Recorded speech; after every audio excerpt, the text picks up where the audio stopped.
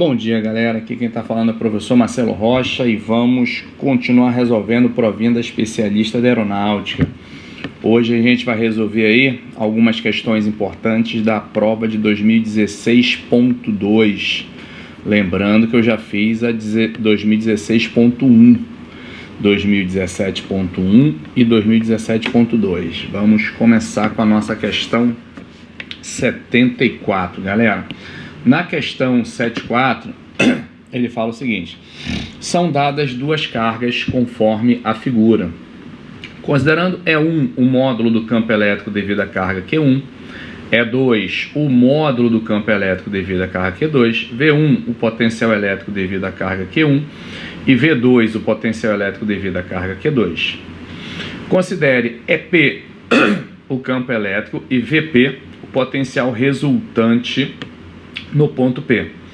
Julgue as expressões abaixo como verdadeiras ou falsas. Então, galera, resumindo, essa questão ela é teórica, ela vai envolver o caráter escalar e o caráter vetorial das grandezas campo e força. E a gente aprende em sala de aula que o campo elétrico é uma grandeza vetorial. Então, como você tem em torno desse ponto P duas carguinhas, cada uma delas vai gerar em P um campo elétrico. Então, cada uma delas vai influenciar o ponto P eletricamente. Então, o campo elétrico lá no ponto P, ele vai ser o campo devido à carga 1 mais o campo devido à carga 2. Ou seja, campo elétrico é uma grandeza vetorial. Precisamos levar em conta, além do seu valor, a direção e o sentido. Já o potencial elétrico, não. O potencial elétrico é uma grandeza escalar, basta o seu valor. Então, o potencial elétrico no ponto P é o potencial elétrico devido à carga 1 mais o potencial elétrico devido à carga 2. Pelo fato do potencial elétrico ser uma grandeza escalar, é por isso que você pode ter valores de potenciais positivos e valores negativos. Já campo elétrico, por ser vetorial, você sempre vai trabalhar com módulo, valor positivo. Então, só para a gente relembrar, o módulo do campo elétrico que você aprendeu, criado por uma carga Q, é K, módulo de Q, sobre D ao quadrado. Já o potencial elétrico não tem módulo, vai ser K, Q, sobre D. Então, a gente tem que levar em consideração o sinal algébrico de Q. Por isso que o potencial elétrico pode ser positivo ou negativo. Então, galera, levando-se em conta essas considerações, já dá para você ver que a resposta correta aí é a nossa letra D de dado, né? Então, a primeira afirmativa é falsa, já que o campo elétrico é vetorial. A segunda é verdadeira, já que o potencial é escalar. E aí é claro que a terceira é verdadeira e a quarta é falsa. Ficamos com a nossa letra D de dado. Belezinha, galera? 7.4 feita. Vamos lá para a nossa questão 75. Sabendo que a diferença de potencial entre uma nuvem e a Terra para que aconteça a descarga elétrica de um raio é em torno de 3 vezes 10 a oitava volts e que a corrente elétrica produzida nesse caso é aproximadamente de 10 a quinta amperes, qual a resistência média do A em ohm? Então, trata-se de uma aplicação bem básica da primeira lei de Ohm, que é basicamente URI, não é? Então, U é igual a R vezes I, onde U é a diferença de potencial, R é a resistência que ele quer, e I é a corrente elétrica que se estabelece nesse resistor, que no nosso caso vai ser o A. Então, você vai ter 3 vezes 10 a oitava igual a R vezes 1 vezes 10 a quinta. O 10 a quinta que está multiplicando vai passar para lá dividindo. E aí você vai ter 3 vezes 10 a oitava vezes 10 a menos 5, o que nos dará uma resistência de 3 vezes 10 ao cubo ohms, que é 3.000 ohms. Resposta correta, letra C. Vamos para a nossa questão 7.6, que fala o seguinte: dois garotos de massas iguais a 40 e 35 quilos sentaram em uma gangorra de 2 metros de comprimento para brincar. Os dois se encontravam à mesma distância do centro de massa e do apoio da gangorra, que coincidiam na mesma posição. Para ajudar no equilíbrio, foi usado um saco de 10 kg de areia. Considerando o saco de areia como ponto material, qual a distância em metros do saco de areia ao ponto de apoio da gangorra? Então, galera, aqui é mole. Como é uma gangorra, uma alavanca, se é uma alavanca e ela está em equilíbrio, basta nós obrigarmos o somatório dos torques, ou momentos, ser igual a zero. Então, vamos representar as forças, né, só a título de revisão, que atuam nessa estrutura aí. Então, você tem um garoto de 40 quilos, né? Então, você vai ter o seu peso aqui, que é de 400 newtons. Você vai ter um outro garoto do outro lado com seu pezinho aí de 350 newtons, lembrando que peso é massa vezes gravidade. Aqui no ponto médio você vai ter o peso da barra, você vai ter também a nossa normal e ali o peso do saco de areia. Ele está falando que o saco de areia tem massa 10, então o nosso peso será de 100 newtons. Tranquilinho? Agora vamos colocar distâncias. Como a barra toda tem 2 metros, e ele fala que as crianças estão a igual distância do centro, então aqui nós vamos chamar de 1 metro, aqui nós vamos chamar de 1 metro, e essa interrogação aqui nós vamos chamar de x a ser determinado. Galera, notem que em relação ao centro de massa, que é esse pontinho que está aqui no centro, ó, que é o ponto de apoio, cada uma dessas forças representadas, 350, 100, 400, produz um torque ou tendência à rotação. Então, as forças de 350 e a de 100, notem que elas estão tentando girar a barra no sentido anti-horário. E essa força de 400 aqui está tentando girar a barra no sentido horário. Então, essa força tende a girar a barra nesse sentido. E esta daqui e esta daqui tentam girar no sentido anti-horário. Claro que esses torques, que essas tendências têm que se anular, porque ele fala que o sistema está em equilíbrio, beleza? Lembrando que torque é o produto de força por distância. Então, basta nós obrigarmos essas duas forças da esquerda a gerarem um torque que, somados, tem que dar igual ao torque produzido por essa força da direita. Então, você vai ter assim, ó, o somatório de todos os torques tem que dar zero. Lembrando que torque sempre é definido em relação a um ponto de apoio ou um polo, tranquilo? Então, nós vamos escolher esse ponto central que está escrito LCM, que é o nosso centro de massa. Então, nós teremos 350 vezes 1 mais 100 vezes x, tem que equilibrar o torque do lado direito, que é 400 vezes 1. Cortamos um zero aqui, um aqui, um aqui. Você vai ter 35 mais 10x igual a 40. Então, você vai ter 10x igual a 5. Então, nós vamos ter x igual a meio metro. Belezinha até aí, galera? Então, esse saco de areia, ele tem que ser posicionado a meio metro do centro de massa do nosso sistema. Foi? Vamos para a seguinte, questão de número 8.1. Essa questão fala o seguinte: qual dos recipientes contendo o mesmo líquido apresenta maior pressão no ponto P? Galera, como os recipientes são abertos, nós sabemos lá da hidrostática, pelo teorema de Stevin, que a pressão a uma profundidade H, ela é a pressão lá em cima, a pressão atmosférica, mais dGH, onde D é a densidade do líquido, G é a gravidade e H é a profundidade. Como ele está querendo a maior pressão lá no ponto P, então se ele quer a maior pressão e todas as demais variáveis são iguais à exceção da altura ou profundidade, sabemos que a maior pressão se dará naquele recipiente que tiver a maior altura de coluna líquida, ou seja, a maior quantidade nessa questão aí em termos de altura. Então, quem tem a maior altura de coluna líquida é o recipiente B, não importando a área do fundo do recipiente. Então, você pode ter uma área pequena, você pode ter uma área grande, isso não importa. O que importa é a profundidade, beleza? Então, se você quer a maior pressão, procura aí a maior altura de coluna líquida e ficamos com o gabarito correto, letra B de bola. Belezinha, tá aí? Ótimo. Vamos lá para a nossa questão 82, que fala o seguinte: ao término de uma formatura da especialista, um terceiro sargento recém-formado, para comemorar, lançou seu cap para cima, na direção vertical, até uma altura de 9,8 metros. Galera, estamos falando de lançamento vertical contra a gravidade. Então a aceleração que nós vamos usar não é G, é menos G. Adotando G igual a 10 e desconsiderando o atrito com a velocidade de lançamento em metros por segundo foi D. Essa é uma questãozinha para a nossa equação de Torricelli, não é, galera? Já que ele está querendo a velocidade de lançamento e deu o quanto o corpo vai percorrer.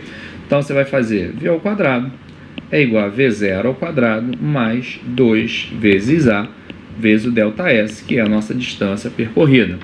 Como ele está falando aí de atingir uma altura de 9,8, ele está falando de altura máxima. E lá na altura máxima a velocidade é zero.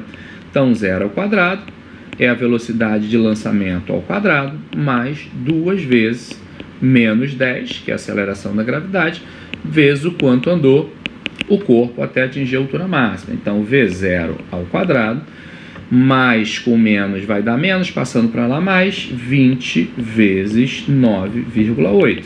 Então, nosso V0 vai ser raiz de 196. Então, nossa velocidade de lançamento será de 14 metros por segundo. Resposta correta, letra B de bola. Continuemos, vamos para a questão 8.3. Se o ser humano pode ouvir sons de 20 a 20 mil Hz e sendo a velocidade do som no ar igual a 340 metros por segundo, qual o menor comprimento de onda audível pelo ser humano em metros? Galera, equação fundamental da onda, V igual a lambda vezes F. Então, lambda que ele quer vai ser velocidade por frequência. Como ele quer o menor lambda, basta você pegar a maior das frequências audíveis pelo ser humano. No caso, o nosso 20 mil Hz. Então, o nosso lambda será 340 dividido por 20 mil Hz. Cortamos aqui. Você vai ter 34 dividido por 2 vezes 10 ao cubo. Então, nosso lambda será 34 por 2, 17. O 10 ao cubo sobe como 10 a menos 3. Colocando isso em notação científica, você diminui uma casa, então tem que aumentar uma lá em cima. Menos 3 mais 1 menos 2 metros. Resposta correta, letra D de dado. Vamos lá para a nossa questão 84. A 84 fala o seguinte, galera. Um plano inclinado forma um ângulo de 60 graus com a horizontal. Ao longo deste plano, é lançado um bloco de massa 2 kg com velocidade inicial V0, como indicado na figura. Qual a força de atrito em newtons que atua sobre o bloco para fazê-lo parar? Considere o coeficiente de atrito dinâmico igual a 0,2. Então, galera, vamos desenhar aqui um esboçozinho, só para você entender o que nós vamos fazer aqui, tá? Então, a gente vai imaginar algo mais ou menos assim, do início ao fim, não é? Então, a gente vai imaginar que o corpo foi lançado aqui e que ele terminou a brincadeira aqui. Então, ele vai chegar aqui com velocidade 0 e aqui ele vai ser lançado com uma velocidade V0. Belezinha? Essa distância aqui nós vamos chamar de distância D. E aqui você vai ter o ângulo de 60 graus. Claro que aqui você vai ter uma distância de D vezes seno de 60 graus, que nada mais é do que a altura atingida por ele. Se você pegar esse corpo em qualquer posição aqui e identificar as forças que atuam, você vai ter aqui o nosso peso, você vai ter aqui a nossa normal e você vai ter aqui a nossa força de atrito. São as três únicas forças que atuam sobre esse corpo ao longo da subida. E ele está querendo saber aí qual é a força de atrito que atua sobre o bloco para fazê-lo parar. Galera, existem várias maneiras da gente fazer esse exercício. Uma delas é usando o teorema da energia cinética. O que ele fala? que o trabalho realizado pela resultante, ou seja, o somatório de todos os trabalhos que atuam sobre o corpo, ele é igual à energia cinética final menos energia cinética inicial. No nosso caso, somente 3 forças atuam sobre o corpo. Então, você vai fazer o trabalho realizado pela normal, mais o trabalho realizado pelo peso, mais o trabalho realizado pela FAT, vai ser a energia cinética final, que é 0, porque ele parou, menos a energia cinética inicial, que é mv0² sobre 2. Galera, como a normal atuou sempre perpendicular ao deslocamento, ela não realiza trabalho. O peso, como atuou contra a subida, realizará um trabalho negativo, então vai ser menos pH. E a FAT, como se opôs ao movimento de subida, também realizará um trabalho negativo, força vezes distância. Então, notem que pH é a mesma coisa que força vezes distância, só que é uma distância na vertical, já que peso é uma força vertical. Então, como o peso atua na vertical, a distância que nós vamos levar em consideração de atuação do peso é essa aqui que você está vendo, ó, é essa alturinha aqui que é D seno de 60. Tranquilo até aí, galera? E ele, deixa eu ver se ele deu ali. Não, a gente vai ter que fazer essa continha aí com o nosso seno de 60. Foi? Isso é igual a menos mv0² sobre 2. Agora vamos lá. Podemos tirar esses menos daí, não tem problema nenhum. E aí vamos lá. Então vai ficar, galera, deixa eu ver se ele deu a massa aqui do garoto. Deu a massa de 2 quilos e ele está querendo a nossa força de atrito. Então vamos lá. Então vai ficar M vezes G vezes H, e o nosso H é D seno de 60, mais FAT vezes D. Isso aqui vai ser igual a mv0² sobre 2. Tranquilinho até aí, galera? Foi? Então vamos lá, vamos ver se dá pra gente resolver por aqui. Então o nosso M vai ser 2, deixa eu botar aqui embaixo, nosso M vai ser 2, gravidade vai ser 10, esse D aí não foi dado pra gente, 160 raiz de 3 sobre 2, a nossa FAT é μ vezes a normal, não é isso? Deixa eu ver se ele deu o nosso coeficiente de atrito aí, galera. Deu, o nosso coeficiente de atrito, ele falou que vale 0,2, não é isso? Então dá pra gente começar por aí. Então 0,2, deixa eu botar logo a fórmula pra gente, né, não esquecer, μ vezes a normal vezes D, isso é mv0² sobre 2. Foi até aí? Então vamos embora. Então vai ficar 2 vezes 10 dá 20, vezes D, vezes raiz de 3 sobre 2, mais 0,2 vezes. A nossa normal é o P cosseno, não é isso? Se a gente for decompor, então você vai ter mg cosseno de 60 vezes D, isso é igual a mv0² sobre 2. Como a massa vale 2, você já pode cortar aqui. Tranquilinho? Então você vai ter 10 raiz de 3D mais 0,2 vezes 2 vezes 10 vezes meio vezes D, isso é V0². Então você corta aqui, você corta aqui, então você vai ter que 10 raiz de 3D mais 2D igual a V0². Belezinha até aí, gente? Deixa eu ver se ele deu essa distância pra gente aí. Plano inclinado, 60 graus. Ao longo do plano é lançado um bloco de 2 kg com velocidade inicial V0, com a força de atrito que atua sobre o bloco para fazê-lo parar. Considere o coeficiente de atrito igual a 0,2. Ih, rapaz, acho que ele não deu essa distância, galera. Não que esteja errada a nossa continha, não, ela está toda certa, só que ele não deu essa distância. Vamos ver se a gente vai por outro lugar aqui também, que é uma possibilidade. A gente pode tentar fazer o que aqui? Não sei. O que a gente pode fazer aqui? Deixa eu ver. Parou, velocidade 0. Velocidade inicial V0 com a força de atrito. Gente do céu, vocês acreditam que eu estou viajando? Caraca, gente, olha só. Tudo isso que a gente fez aqui tá certinho. Vamos chamar isso aqui de equação 1. Porém, ele só quer a nossa força de atrito, né? Que ele está pedindo ali. Dei mole, tinha que ter desconfiado que a questãozinha da EA. Vamos lá, galera. Se a força de atrito, e ele deu μ, é mais fácil, né? Vamos por aqui, ó. Força de atrito é μ vezes a normal. E no nosso caso, não sei se você lembra, vou botar um resuminho aqui, ó. Você tem aqui a normal e o peso pode ser decomposto. Você vai ter aqui um P seno de 60 e para cá você vai ter um P cosseno de 60. Então, essa força aqui é igual a essa, já que não há movimento nessa direção.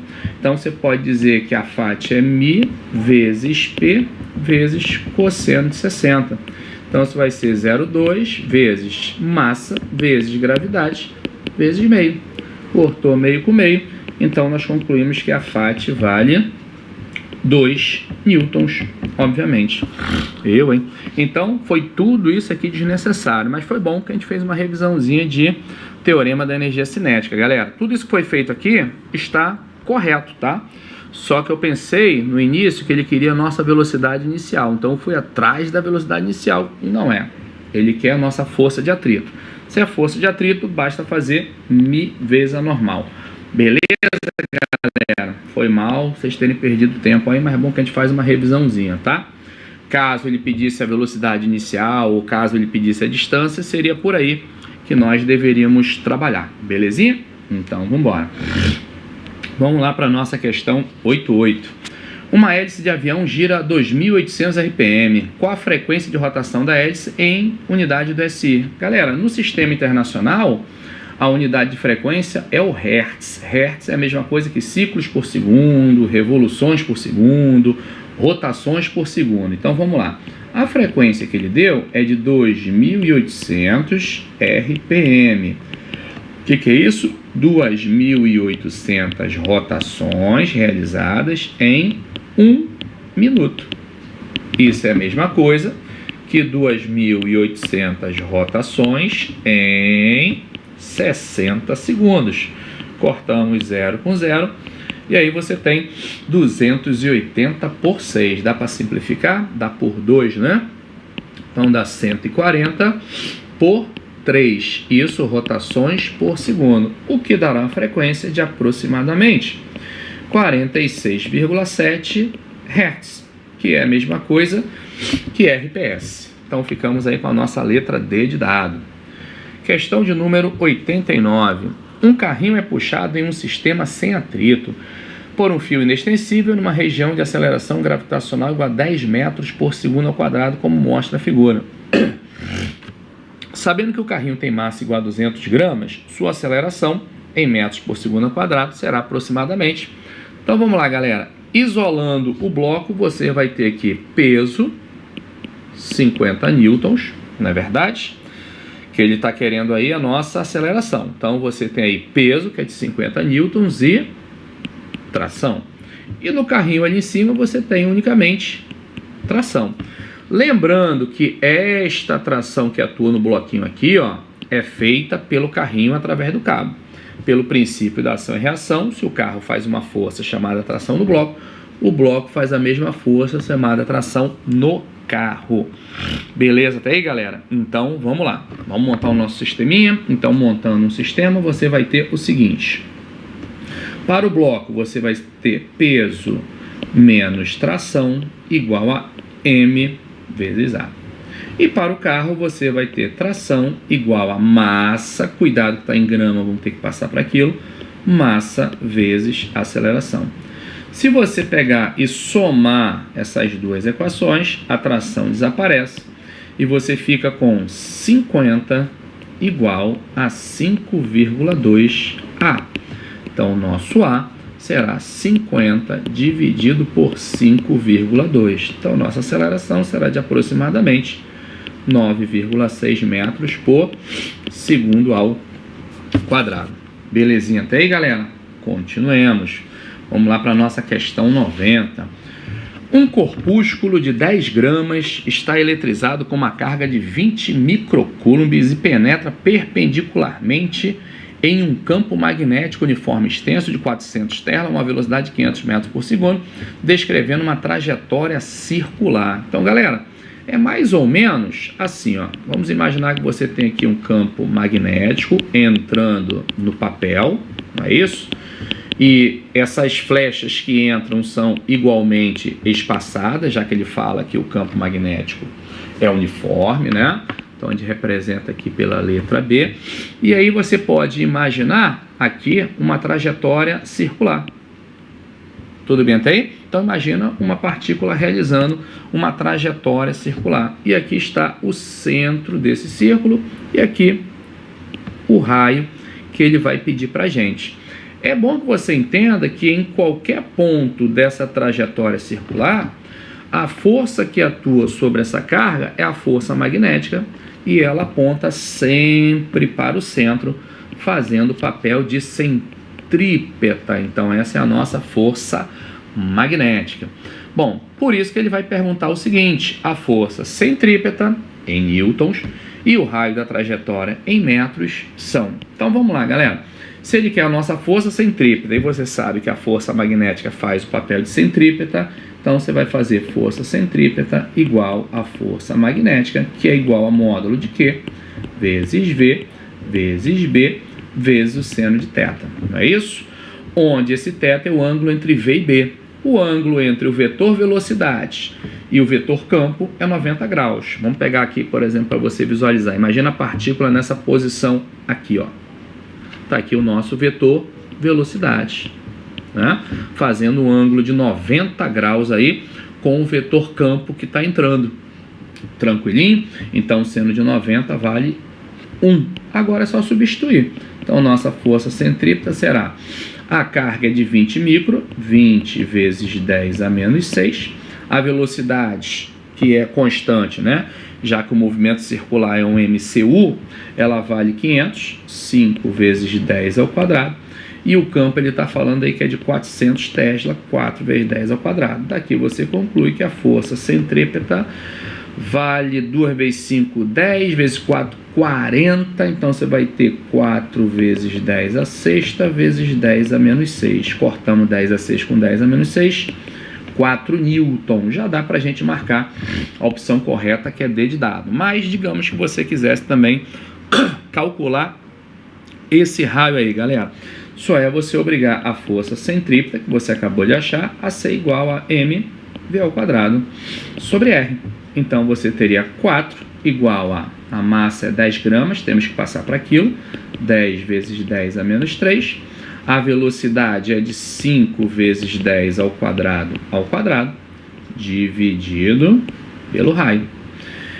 Então, vamos lá. 4R vai ser igual, cruzando, né, galera? 25 vezes 10 a quarta vezes 10 a menos 2. Belezinha? Então, o nosso 4R será igual a 2.500. Então, o nosso R será 2.500 dividido por 4. 2.500 dividido por 4, 625 metros. Confirmamos. Resposta correta, D de dado. Galera, questão de número 91. Ele fala o seguinte: considere um cubo de gelo de massa 1 kg que se encontra a temperatura de menos 2 graus Celsius. Colocado ao sol, recebe 14 joules de calor a cada segundo. Beleza? Dado o calor específico do gelo igual a meio e uma caloria igual a 4,2 joules. Quantos minutos o gelo deverá ficar ao sol para começar a derreter? Galera, se é para começar a derreter, significa que a gente deve levar o gelo de menos 2 até 0.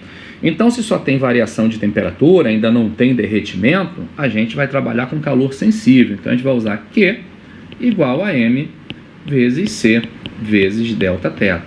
Então, a massa de gelo aí você tem que é 1 kg, nós vamos trabalhar com 1000 gramas, porque o calor específico está em grama, né? 0,5 Cal/G graus Celsius. Então, aqui você vai ter 0,5 e a variação de temperatura você vai ter final menos inicial. Belezinha?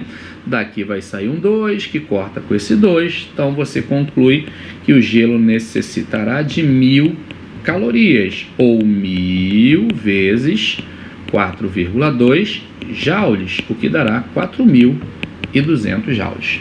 Belezinha? Agora é só fazer regra de 3. O que a gente vai fazer? Se o Sol fornece 14 joules a cada segundo, para fornecer 4.200 joules, gastará quantos segundos? Não é isso? Então, 14 ΔT igual a 4.200. Então, nosso ΔT será 4.200 dividido por 14. O que dará, galera, 300 segundos. E você sabe que, vamos transformar isso aqui, né? 300 segundos é a mesma coisa que 5 minutos. Belezinha, galera? Resposta correta, letra C. Vamos para a questão 93, que fala o seguinte: no interior de um pneu de bicicleta, a pressão é de aproximadamente 2,5 vezes 10 a quinta newton por metro quadrado. Então você sabe que isso aí é 2,5 vezes 10 a quinta pascal ou 2,5 atm. A gente vai trabalhar com pascal mesmo, tá, galera? Sistema internacional. Para encher o pneu até tal pressão, é utilizada uma bomba cujo êmbolo possui um diâmetro de 6 centímetros. Qual o valor da força mínima em newtons que deve ser aplicada sobre a manivela da bomba para encher o pneu da bicicleta? Galera, conceito de pressão. Você sabe que pressão exercida por uma determinada força sobre uma área é força sobre área. E aí, isolando a força, que é o que nós queremos, é pressão vezes área. Tranquilinho até aí, galera? Onde essa área, vou até botar aqui para você, onde essa área, já que o nosso êmbolo é circular, onde essa área é π vezes o raio ao quadrado, e esse raio é a metade do diâmetro. Belezinha até aí, galera? Então vamos lá calcular essa nossa força do outro lado. Então força é pressão, 2,5 vezes 10 a quinta, vezes a área, que é πr ao quadrado, e ele manda considerar π igual a 3. Então π vezes o raio, que é metade do diâmetro, ao quadrado. Temos que passar para metro esse centímetro, galera. Então vai ficar 3 vezes 10 a menos 2 ao quadrado. Então F será 2,5 vezes 10 a quinta, vezes 3 ao quadrado é 9, vezes 3, 27, vezes 10 a menos 4. Então, nosso F será 27 vezes 25, né? Porque 10 a quinta vezes 10 a menos 4 é 10. Isso dará uma força de 675 newtons. Resposta correta, C. Vamos para 94, galera. Bom, quando um paraquedista salta de um avião, sua velocidade aumenta até certo ponto, mesmo antes de abrir o paraquedas. Isso significa que em determinado momento sua velocidade de queda fica constante. Galera, o que ele está falando é o seguinte, ó. Vamos imaginar aqui um instante inicial, paraquedista, um outro instante e um outro instante. Então, quando o paraquedista salta, o que ele está falando é o seguinte: você tem no início o peso e aqui uma força de resistência do ar bem pequenininha, né? Vou chamar isso aqui de FR. Com o passar do tempo, o peso continua o mesmo, mas a força de resistência aumenta um pouquinho mais. Com o passar do tempo, o peso continua o mesmo, a força de resistência aumenta um pouquinho mais. E aí, num determinado momento, o vetor peso vai ter o mesmo tamanho do vetor resistência do ar. Aí a resultante vai dar zero e ele passa a cair com velocidade constante. Verifica-se experimentalmente que essa força de resistência do ar é K, uma constante, vezes velocidade ao quadrado. Então essa força de resistência, ela depende, né, e é só uma curiosidade, nunca caiu, depende da velocidade. Por isso que à medida que a velocidade vai aumentando, a força de resistência vai aumentando. Você nota isso quando você acelera um carro e coloca a mão para fora. Você sente uma força na tua mão cada vez maior à medida que a velocidade vai aumentando. E esse K é uma constante que depende de vários fatores, inclusive da forma do corpo. Quanto maior a área exposta ao ar, maior esse valor de K. Então K depende, por exemplo, da área. Por isso que o paraquedas é interessante que ele tem uma área muito grande para aumentar a eficiência dessa força de resistência. Beleza? É disso que ele está falando. E aí ele fala assim: a explicação física que justifica tal fato é...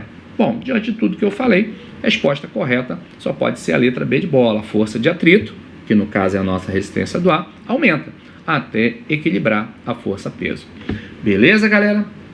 Questão 9.5. Ele fala assim: duas polias estão acopladas por uma correia que não desliza. Então, galera, duas polias. Vamos desenhar uma aqui grande e vamos desenhar uma outra aqui pequenininha. Belezinha? Estão acopladas por uma correia. Então, vamos imaginar que aqui você tem uma correia. Tranquilinho até aí? Aqui você tem a primeira com um determinado raio. Aqui você tem a segunda com o seu raio. Tranquilo? Belezinha até aí? Então, vamos embora. Sabendo que o raio da polia menor é de 20 centímetros e que sua frequência de rotação F1 é de 3.600 RPM, qual é a frequência de rotação F2 da maior, cujo raio vale 50 centímetros? Galera, como ele está falando aí que não há deslizamento entre essas polias, é claro que a velocidade da polia 1 tem que ser igual à velocidade da polia 2. Como V é ômega R, então você vai ter ômega 1 R1 é igual a ômega 2 R2. Relaçãozinha que vem lá do movimento circular, né?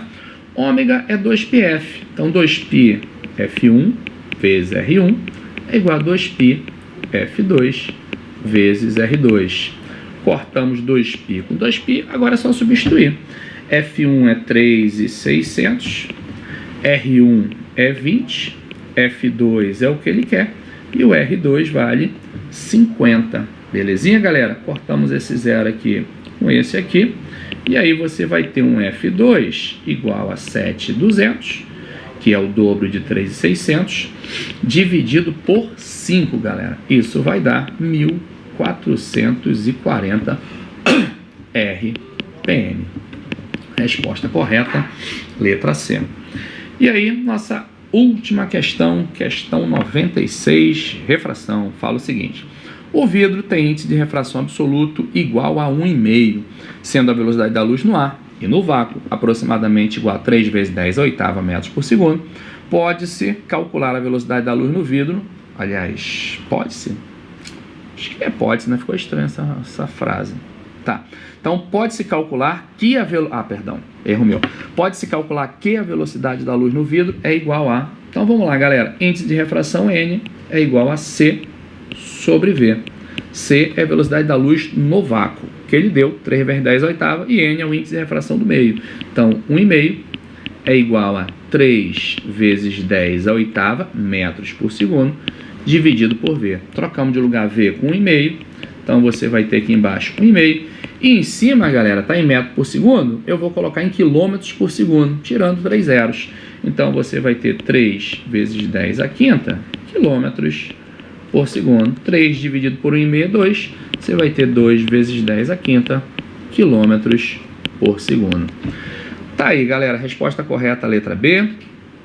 Espero que essa resolução tenha podido ajudar vocês.